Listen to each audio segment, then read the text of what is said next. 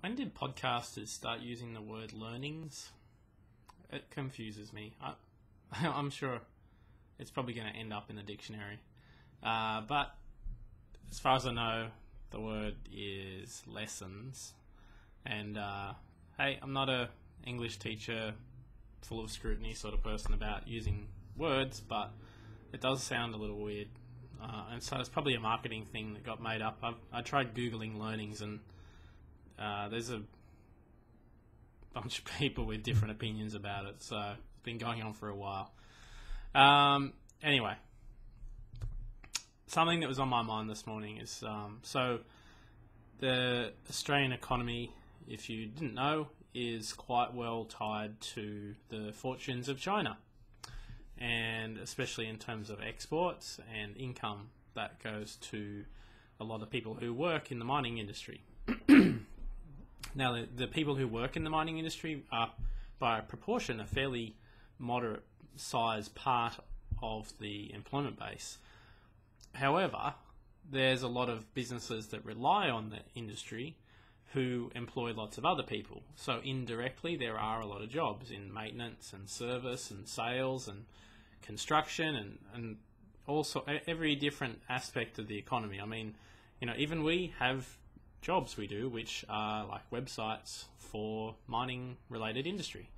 So it does touch every part of the economy pretty much. And the other thing is a lot of mining jobs are in remote areas, and the people who are working them don't necessarily spend all their money in those areas, and they come back to the East Coast or to Perth, and they spend their money there, or their family spends their money for them.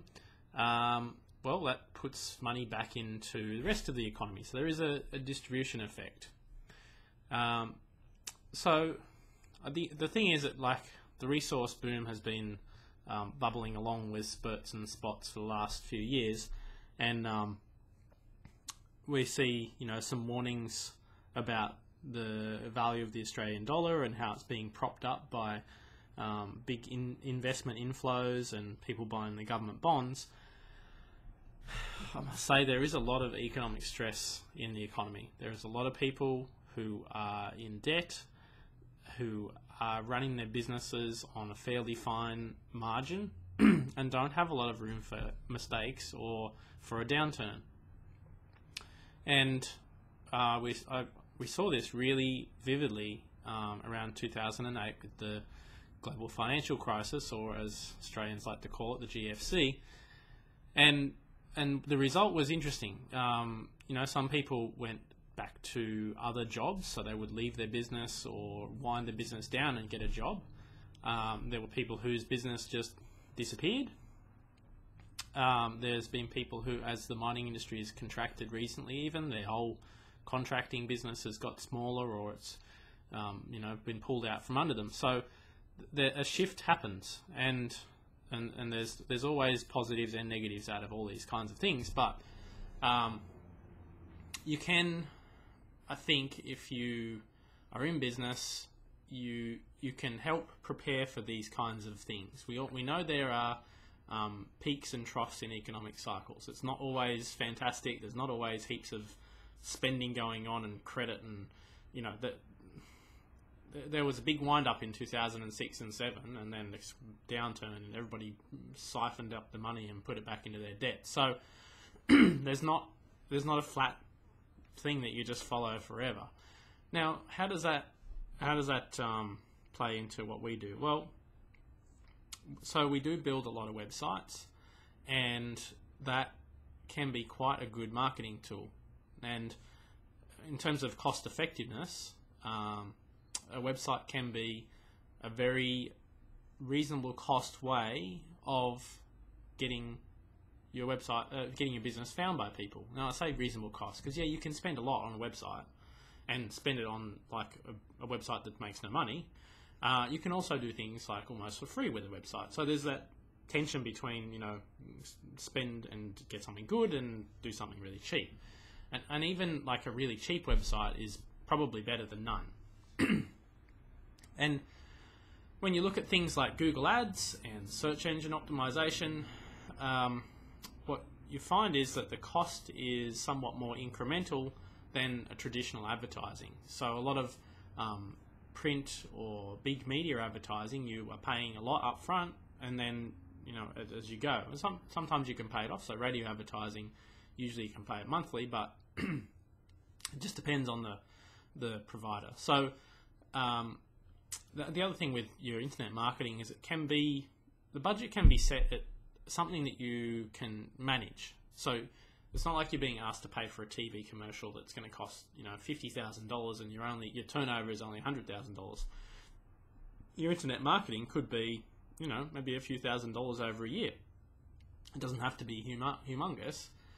You've got to set your expectations, right? Like, you're not going to overtake everybody in the industry by spending a few dollars a day, but there is a lot that you can do just even for free. So it's no secret that we've got things like iPhones and webcams and audio recording.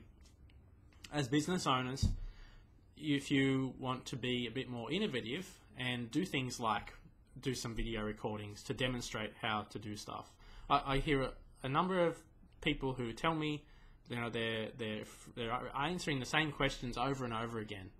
They get questions like, how do I do this? Or what's the answer to this question? Or how do I use the remote control? Or, what's the best way to fix this problem? And as a business owner, you want to answer those questions, because helping people is how you get people to appreciate that you are able to help them and maybe pay them. They pay you one day. But if you're answering the same question like once a week, and let's say it takes 10 minutes to do the one question, because you've got to write a couple of paragraphs and maybe look up something. Okay, so and sometimes it's hard to describe everything in writing. Like, sometimes it's easier to show a picture or a video. But if you do a video and maybe even a short explanation that goes with the video, so you've captured the bit of information in a video form, or maybe as an audio, or even like your PowerPoint or something. And then you can, next time you ask that same question, you can say, okay, well, here's the answer that I've already prepared that answers this question.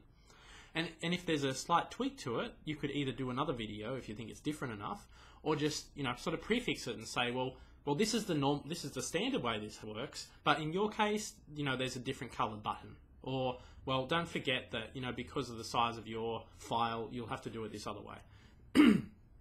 I know, like, I'm still getting used to the idea that we have to do like lots of videos and teach people things and be really putting things out there. And I remind myself deliberately all the time. It's not something I just accidentally do all the time. That can give you some time leverage. So if you've made a video that answers a question that you get, let's say you just spend 5 minutes once a week for 40 weeks of the year answering this one question. Whatever it is, how do I open this file? Well, so 540, that's 200 minutes. 200 minutes. So yeah, so 3 hours or something. About 3.5 hours. So it's a long time since I used no calculators.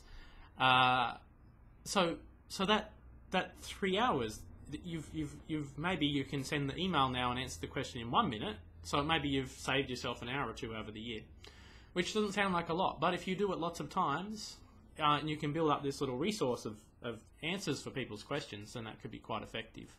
And it gives you the potential then to have like a support desk type system as well. So if you get enough of these answers worked out, then maybe you can get one of your staff or even someone you've outsourced things to help you answer the questions. Because if they read the question and they know it's something that is asked, and people ask it more often, they can say, yep, have you seen this video? This explains this question. If you have any more questions, give us a call or send us an email. And maybe you can even fend off some of those answers before they get to you. So,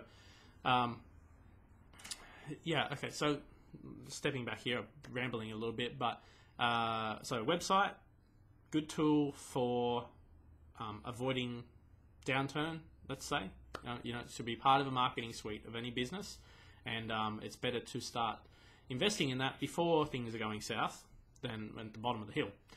And if you can start doing videos, they're not that difficult. Like a high definition webcam, like the one I'm using, is maybe $200. Less. You don't have to have like a full. I mean, the setting I'm using it on is not a high definition setting right now. So, $100. Maybe you can even get a cheap webcam for $20 or $30 even. So that's a really good start, and you can have the file there ready to go onto YouTube, or you've got the old iPhone or Android or whatever it is you've got, or a lot of people have a good digital SLR camera, does video usually as well. Just watch that the sound is good. The sound's really important in a video. In fact, I would choose good sound over good video pretty much any time. Even some compact cameras are not too bad, but again, just be mindful of the audio quality and do some tests and see how it sounds, because if it sounds pretty crappy, then it's going to be hard to listen to. Okay, have a great day, and I better get back to work. Thanks.